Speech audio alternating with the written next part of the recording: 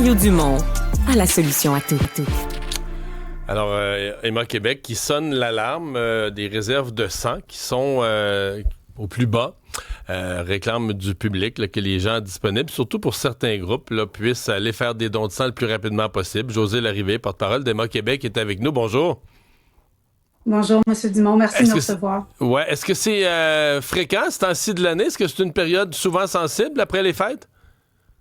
Ben, vous savez, oui, bien sûr, il y a souvent, l'état des routes, si vous avez l'obligation de faire un détour dans un centre hospitalier au mois de janvier, hein, on l'entend dans les médias, puis si on y est, malheureusement, on se rend compte que les salles sont bondées, donc les besoins sont constants, mais peut-être qu'il y a un pic en hiver, effectivement. Bon, quels sont les groupes là, pour lesquels les besoins sont urgents? Ben, écoutez, on a observé depuis le retour des fêtes une baisse chez les O négatifs et les B négatifs. Alors, les B négatifs, c'est à peu près 1,4% de la population. C'est très peu. Les O négatifs, Ça, c'est c'est le donneur 7%. universel? Mais ça, c'est pas le donneur C'est universel, le au donneur négatif? universel. Ça veut dire que si vous arrivez dans un centre hospitalier en état d'urgence, c'est du O négatif dont on aura besoin. Alors, on met vraiment le focus sur les O négatifs. Si vous avez ce groupe sanguin, on vous demande d'aller sur votre moteur de recherche préféré, tapez Emma Québec, entrez votre code postal sous 100 et vous allez voir les collectes qui sont près de chez vous, dans votre village, dans votre quartier, dans votre localité, où vous pourrez donner au cours du prochain mois. Si vous ne pouvez pas le faire cette semaine, on mène à peu près 2300 collectes par année, alors une quarantaine par semaine dans diverses régions du Québec. Mais B négatif, il n'y en a pas beaucoup non plus, là. Des B négatifs, il n'y en a pas beaucoup, 1,4%, là, les gens se reconnaissent, mais vous savez, en même temps, il y a très peu de Québécois qui donnent du sang, hein. C'est moins de 3% de la population. Alors, ce matin, nous sommes plusieurs à écouter ce reportage, cette discussion et à ne pas connaître notre groupe sanguin. Donc, c'est une belle façon de le savoir. Vous me direz à quoi ça sert connaître son groupe sanguin.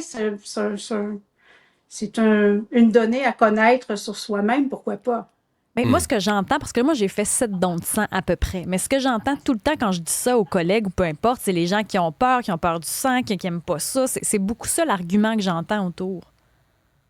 Puis vous savez, on peut pas l'ignorer, hein? On peut pas faire comme si c'était... on se lève pas le matin en disant « Ah, j'ai le goût d'aller relever la manche, puis l'aiguille, puis prendre une heure de mon temps. » Puis les gens ont des agendas chargés, on court partout du matin au soir. Ça, c'est une réalité. C'est l'hiver, les déplacements sont plus difficiles.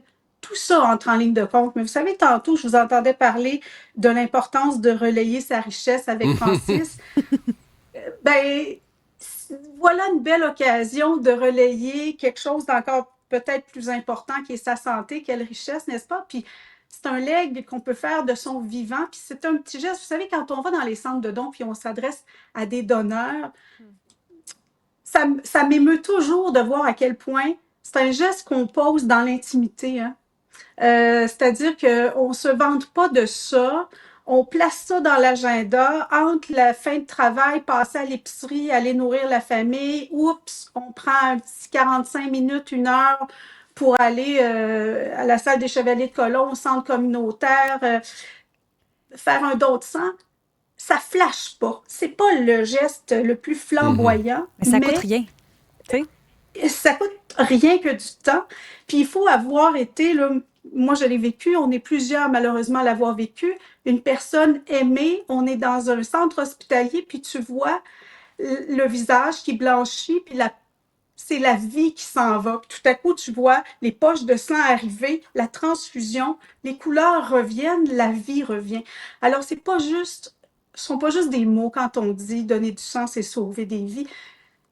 C'est vraiment le cas. Alors, quand Donc, on a une baisse au niveau des O négatifs, on fait cet appel aux Québécois et normalement, les Québécois l'entendent et répondent. Là, d'ailleurs, on a fait des appels ce week-end, puis on a vu que ça commençait à relever.